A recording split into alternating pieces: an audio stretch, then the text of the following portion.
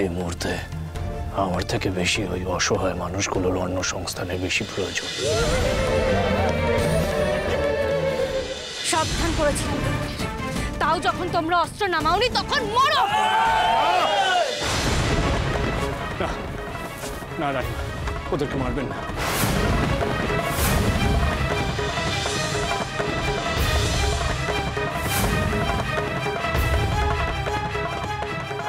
ঠাকুর, আপনি এখানে? হ্যাঁ রানীমা, মায়ের কৃপায় ওনাকে আমি এখানে খুঁজে পেয়েছি, আর ওরাই ওনাকে এখানে এনে রেখেছিল। এরা অসভ্য বেয়াদব, এদের আমি চরম শাস্তি। না রানীমা, না, এমনটা করবেন না।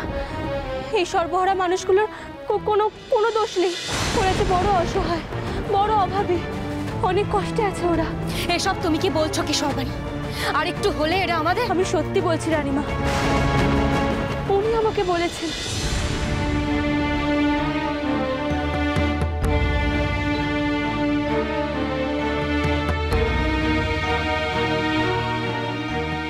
এমন পরিস্থিতি তোমাদের হলো কি করে? ওই মহামারী যে আমাদের সব শেষ করে দিল। মহামারী? হ্যাঁ রানীমা, মহামারী।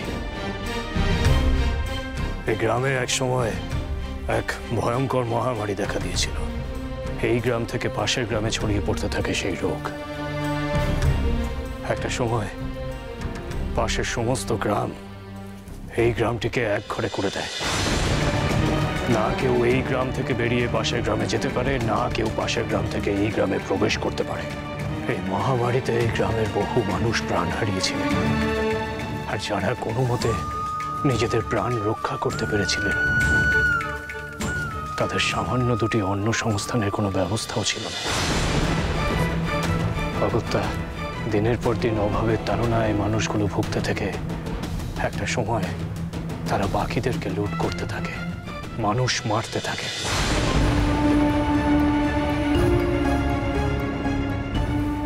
রানীমা, খাদ্যাভাবে এদের মধ্যে কেউ কেউ ক্রমেই নরখাদকে পরিণত হয়েছে। রানীমা, একটা সময় মহামারী এই গ্রাম থেকে চলে গেল ঠিকই, কিন্তু সাধারণ জীবনযাপনের জন্য, স্বাভাবিকভাবে বাঁচার জন্য যে মৌলিক দ্রব্যগুলি দরকার সেগুলি আর তারা পায় না। পেটে ভাত নেই তো রানীমা, তাই খিদের তাড়নায় ওদের মনুষ্যত্ব লোভ পেয়েছে। সত্যি খুব দুঃখজনক পরিস্থিতি।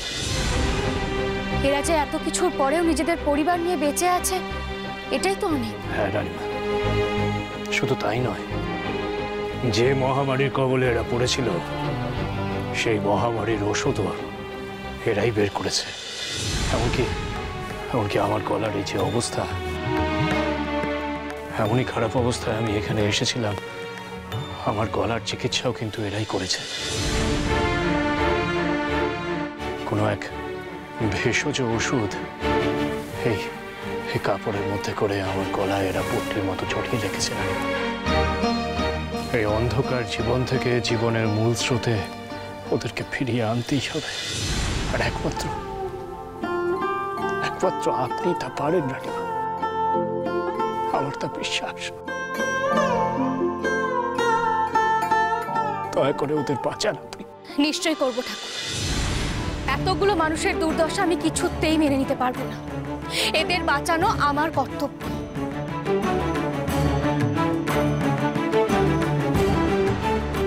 সেনাপতি, এই মুহূর্তে চাল, ডাল, আনাজপাতির ব্যবস্থা। আমি আর সর্বাণী এদের নিজে হাতে রান্না করে খাবো। আপনি দয়ালু রানীমা, আপনি আমাদের জন্য এত কিছু ভাবলেন। আপনার চরণে শতকোটি প্রণাম। রানীমা হিসেবে মানুষের সেবা করাই আমার ধর্ম।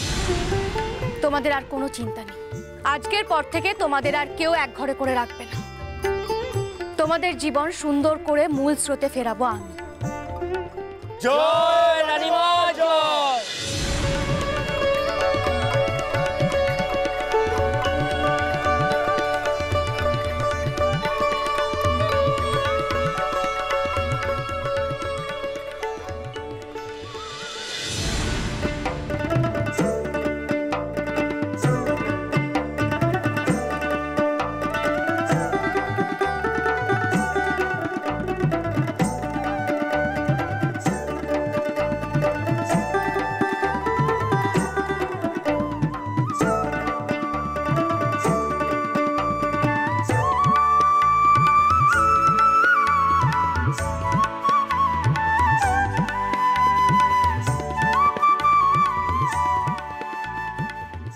সর্বাণী, এটা কিন্তু ঠিক হলো না। তুমি তো সেভাবে আমাকে কিছু করতেই দিলে না, সব তো নিজে হাতেই করে নিলে।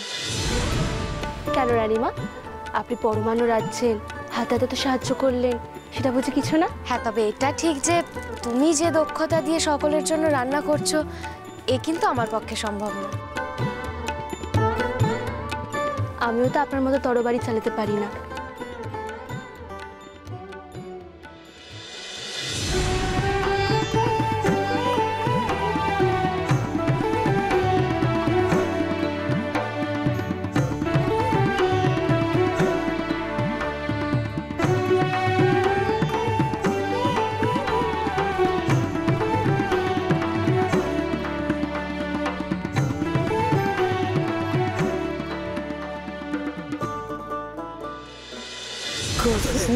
এত ভালো ভালো খাবার খাইনি, ভুলেই গেছিলাম এইসব খাবারের কথা। ছোট ছোট ছেলে মেয়েগুলো খুব কষ্ট পেয়েছে রানীমা।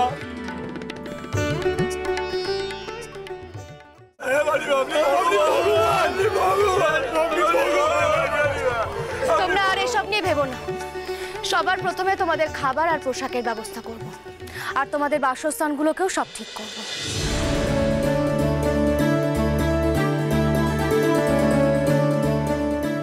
এসো।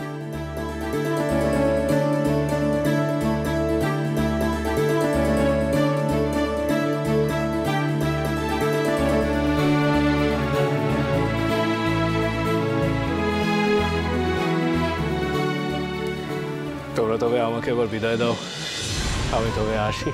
ভালো থেকো তোমরা সবাই।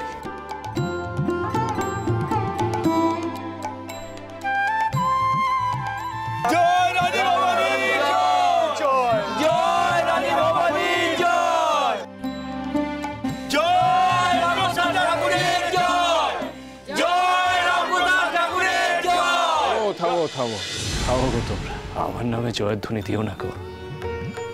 আমি কিছুই করিনি, যা করবার আমার মা করেছে।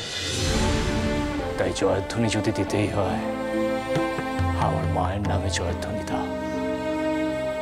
বলো সবাই, জয় মা কালীর জয়, জয় মা কালীর জয়, জয় মা কালীর জয়, জয় মা কালীর জয়।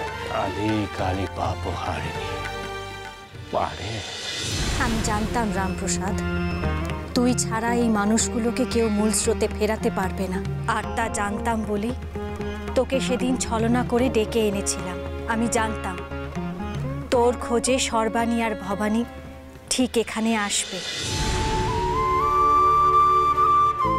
মা, মারে, আমি সত্যি ভাবিনি যে আমি এইভাবে তোদের কাছে ফিরে আসতে পারবো রে মা।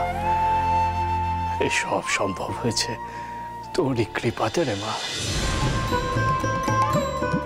জয় মা, জয় মা, কালী কালী পাপ হারিনি মারে।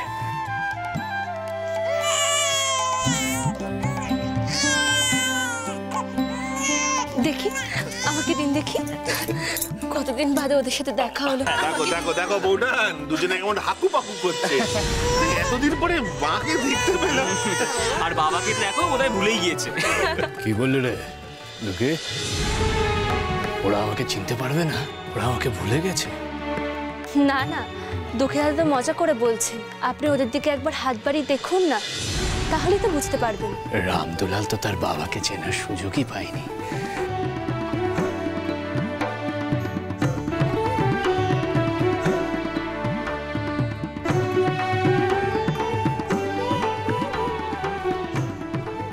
পটুমা, কতদিন পর আমি তোকে কোলে নিলাম। হ্যাঁ সোনা মানি কাপড়। আচ্ছা, রামদুলাল কদিনই কেমন বড় হয়ে গেছে তাই না রে তুই? হ্যাঁ গো, বাচ্চাদের ক্ষেত্রে এরকমই হয়। ও বাবা, বাচ্চা কাচ্চারা ওরা যেন বিরাট বিজ্ঞান। চুপ কর না। দেখো রামপ্রসাদ, তুমি ফিরে এসেছো, এটাতেই আমাদের শান্তি। মা বলে আবার কোথাও চলে যাও না। হ্যাঁ না না, সর্বাণী, সর্বাণী, আসুন আসুন রানীমা, আসুন। অনেক দিন হয়ে গেল ঠাকুরের গলায় গান শোনা হয়, তাই ভাবলাম এই খুশির দিনে একটা গান শোনা যায়। আচ্ছা বেশ, আমি তবে তাই শোনাই রানীমা, আপনি বসুন।